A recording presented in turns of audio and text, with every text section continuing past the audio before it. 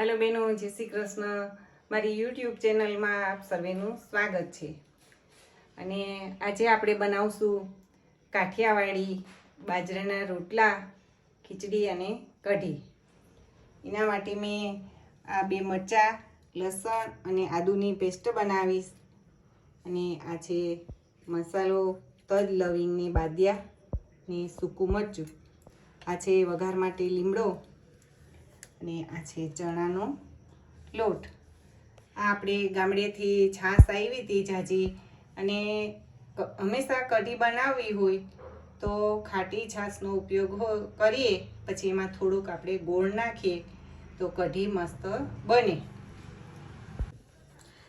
આપણે આદુ, મરચાં અને લસણની પેસ્ટ તૈયાર કરી લીધી છે, અને હવે આપણે છાશ અને ચણાનો લોટ મિક્સ કરશું, કઢી માટે તૈયાર કરશું। આ રીતે એમાં આપણે આ એક વાટકી ચણાનો લોટ છે।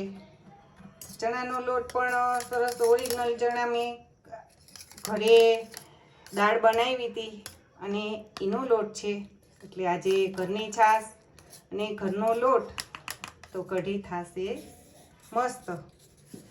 પછી આ રીતે મિક્સ કરવાનું છે, એટલે સરસ મજાનું ઘટ થઈ જાય મિશ્રણ। પછી આપણે મસાલા કરશું। આપણે ચણાનો લોટ અને છાશનું મિશ્રણ તૈયાર થઈ ગયું છે। હવે આપણે તેલ ગરમ થવા મૂક્યું છે, એમાં આપણે બાદિયા, તજ, લવિંગ, તમાલપત્ર, સૂકું મરચું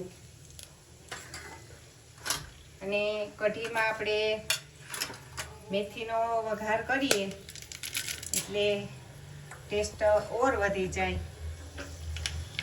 અને રાઈ તો હોય જ કઢીમાં, આપણે એમાં આટલી રાઈ નાખશું અને એમાં આટલું આપણે જીરું નાખશું અને આટલી આપણે હિંગ નાખશું। હવે આપણે મીઠા લીમડાના પાન નાખશું અને આદુ મરચાંની પેસ્ટ નાખશું। પછી આ રીતે મિલાવી અને હવે આપણે એમાં કઢીનો વઘાર કરશું। ને કાચું છે એટલે આપણે થોડી છાશ ઉપરથી નાખશું।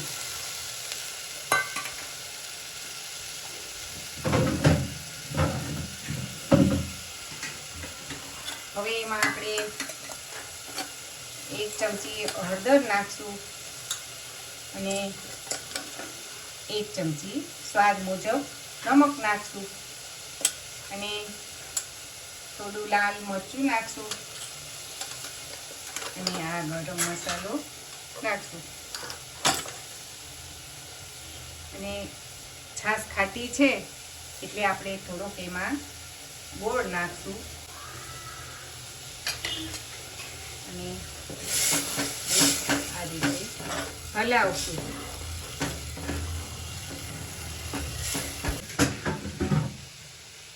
જેમ જેમ કઢી ઉકળે એમ એનો ટેસ્ટ વધે, તો આપણે 5 થી 7 મિનિટ થોડો ધીમો ગેસ રાખી અને ઉકળવા દેશું।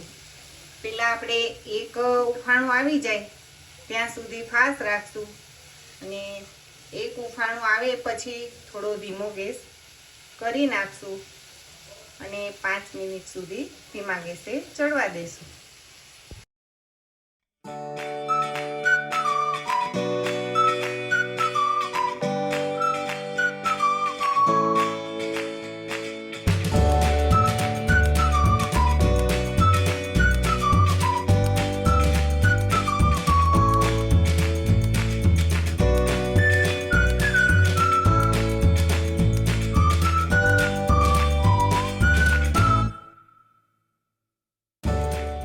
કઢી સરસ તૈયાર થઈ ગઈ છે। હવે હું તમને સર્વ કરીને બતાવીશ। કાઠિયાવાડી ભાણું તૈયાર છે એમાં કઢી ખીચડી અને બાજરાના રોટલા. ચાલો બધા જમવા. મારી ચેનલને લાઈક સબસ્ક્રાઈબ જરૂર કરજો.